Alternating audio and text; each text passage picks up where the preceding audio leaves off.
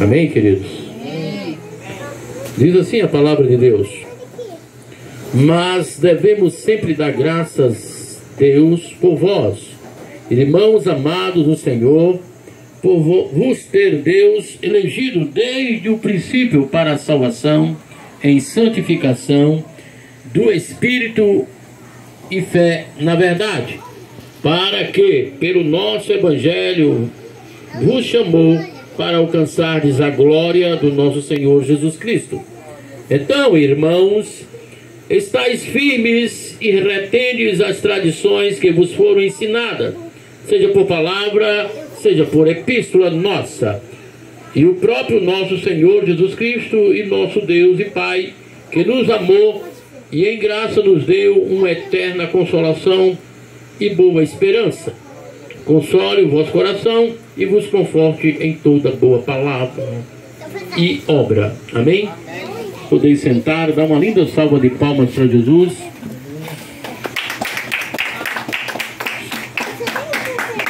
Essa palavra, meus amados irmãos, é do autor, do apóstolo Paulo, pela vontade de Deus, através do seu Espírito Santo, e fala sobre a vinda de Cristo. Será precedida de manifestações do anticristo. E nessa epístola, irmãos, aleluia, é interessante o que Paulo escreve, que nós devemos sempre dar graças a Deus por vós, irmãos amados do Senhor, por vos ter Deus elegido, por nos ter Deus nos chamado, nos convocado, aleluia, desde o princípio para a salvação, para a santificação no Espírito, na fé e na verdade. Agora, para nós entendermos, aleluia, esse contexto qual foi lido, nós precisamos dar ênfase ao texto. E a mensagem vai dizer que no verso 1: ora, irmãos, rogamo-vos pela vinda de nosso Senhor Jesus Cristo e pela nossa reunião com Ele. Queridos, eu quero que você preste atenção o que é que Paulo está falando aqui acerca de rogar, aleluia, pela vida do Senhor. A igreja, o que Paulo nos instrui é que nós devemos rogar pela vinda do Senhor. E ele vai dizer algo interessante: pela vida do Senhor e pela nossa reunião com Ele na glória. A igreja está rogando por isso. Aleluia. A igreja está clamando, aleluia, porque nós sabemos que os dias são maus, irmãos. Jesus está às portas, aleluia. Deus não esqueceu da sua igreja. A palavra é bem enfática em dizer que as portas do inferno não prevalecem contra a igreja do Senhor. Aleluia. E se eu sou a igreja do Senhor, se você é a igreja do Senhor, o diabo ele não pode prevalecer, sobressair de nenhuma maneira sobre a minha, a sua vida, porque nós estamos guardados, resguardados por Deus, revestido como Paulo fala em Efésios 6:10, revestido de toda a armadura de Deus. Aleluias. E Paulo está dizendo: irmãos, rogamos-vos pela vida do nosso Senhor Jesus Cristo e pela nossa reunião com Ele. Aleluia. Imaginamos agora, irmãos, se nós pararmos bem para pensarmos nesse versículo 1 do capítulo 2, aleluia, é algo tremendo, é algo glorioso, é algo que a igreja tem esperado, aleluia. Eu creio a todos os dias esse momento maravilhoso, aleluia, de estarmos no céu, de sermos como Ele, um corpo glorificado, aleluia. Louvado seja o nome santo do Senhor, pois essa é a nossa esperança. Essa, aleluia, é algo que a igreja deve aguardar, aleluia, e nunca deve murchar essa esperança. Glória a Jesus. E aí ele vai dizer no verso 2, irmão: não vos movais facilmente do vosso entendimento. Mas infelizmente, aleluia, a igreja dos últimos dias tem se movido facilmente. Se você observar, isso aconteceu na igreja da Galáxia, quando Paulo diz: quem vos fascinou a mudar do evangelho para outro? Quem vos fascinou, aleluia, a facilmente, aleluia, mudar, aleluia, do vosso entendimento? E ele pede, em nome de Jesus: não vos moveis facilmente do vosso entendimento. Sabe, irmão, daquilo que eu aprendi, desde o primeiro dia da minha caminhada. Eu não posso, aleluia, deixar para trás aquilo que eu fui instruído. Eu me lembro do meu pai na fé, aleluia, que me admoestou, me redarguiu, me corrigiu a cada instante da sua vida, em meio aos cultos, independente de ser doutrina ou não. Mas eu estava sempre absorvendo a palavra que era ministrada nos púlpitos. A minha atenção e o meu foco era isso, na machui de quiaço de cantarai. Glória a Deus. O meu foco era esse, aleluia, porque eu queria os céus. Eu tive um encontro com o Senhor, aleluia.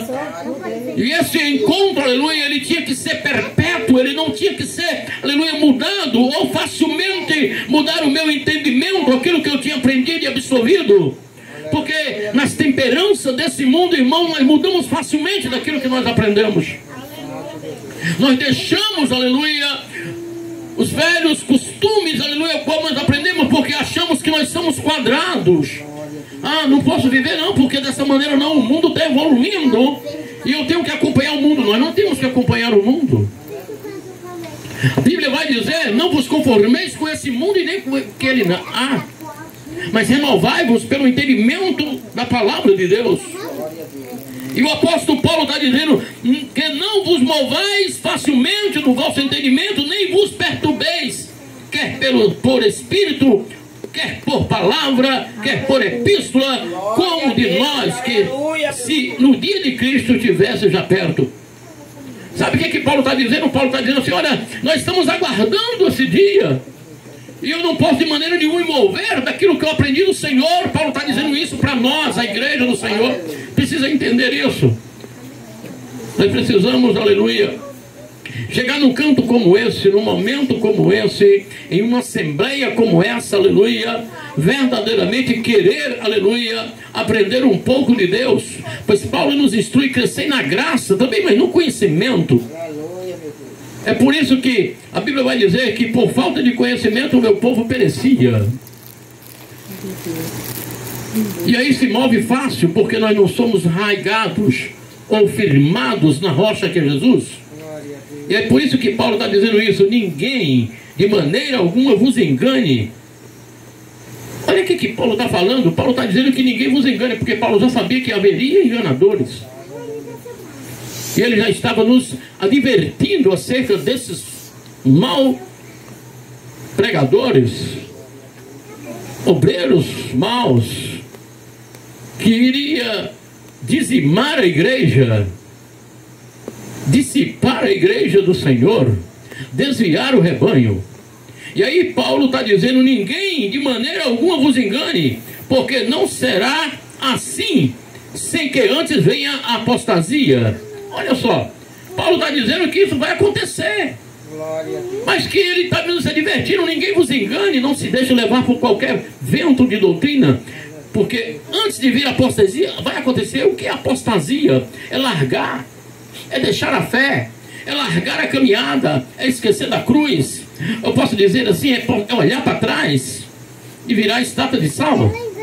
Porque nós, aleluia, largamos, aleluia, porque deixamos sermos enganados por qualquer vento de doutrina, por qualquer, ser levado por qualquer palavra.